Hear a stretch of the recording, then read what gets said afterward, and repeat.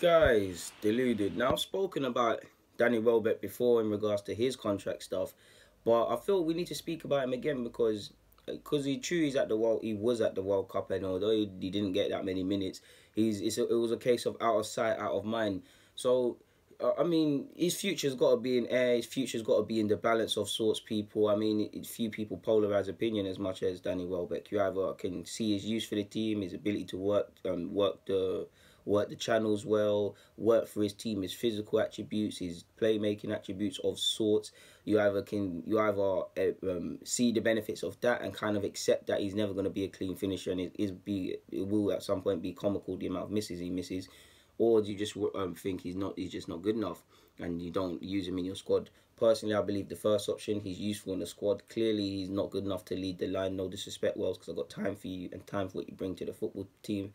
But if you're picking your strongest lineup, if you're looking for goal scorers, for all his hard work in the channels, defensive output, he's not going to be there in it. And you're only worth so much as a striker if you're not a consistent goal scorer, scoring over 10 goals, and he hasn't been that for as many years. So yeah, contract's up in 2019. Probably if you're him, you're looking for a raise of sorts or an improved contract, as you would logically. If I'm Arsenal, I'd be shuffling to give that to you. If I'm Arsenal, I'd actually be considering selling you because of the English premium that you would come with. I don't think another top six side buys him, but you could easily get 16, 20 million for Welbs, the money that we paid, and then reinvest that elsewhere together with the sales potentially of Akpom, Joel Campbell, Lucas Perez, Jenkinson, etc. And these can all be used for other players, whether it's a winger that we need, or if you're seeing the rumours that were going under in Zonzi, we could throw the money at that. Of course, I'm not a financial expert and I'm not a transfer man on them sort of things, so I don't know how it translates. I know it's not as finances aren't as white and black as that,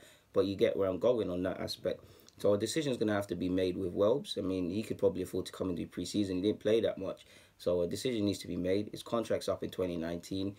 If he's not going to sign it, you need to sell him. Even like Ramsey, before this window closes, these players need to be sold if they have not signed new deals, because we cannot go into a new season with the same old nonsense. It remains to be seen how Danny Welbeck could be used. I mean, if you, on the basis of two strikers, you could actually use Danny on the basis of how he played against Bournemouth. You could use him in a few positions in that formation.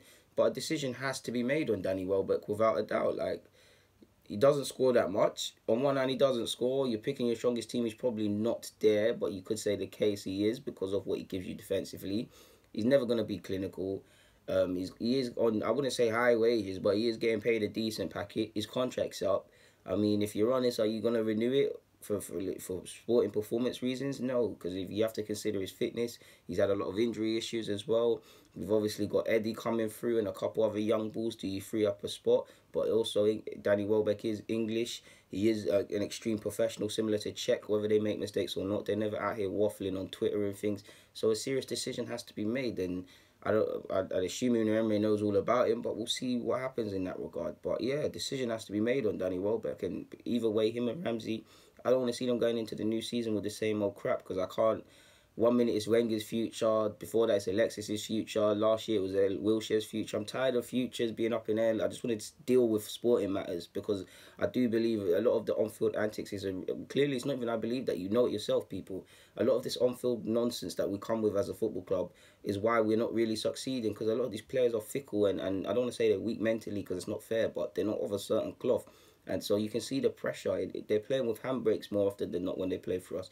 We need to free our players and let them have clarity of mind. And the fans also need that too. That's only going to happen if the club stop being coy and saying they're confident about deals and this and that, and actually just be honest and put their foot down after a certain period. Like, you should know what Ramsey and Wells want to do. I mean, you see Ramsey's agent mocking it all the time on Twitter. I started following him. He's pretty damn funny, to be fair. Well, it's not his the agent's actual official account. It's more the agent sees. But yeah, guys, deluded. Get in the comments, subscribe, and do the rest. I'm out.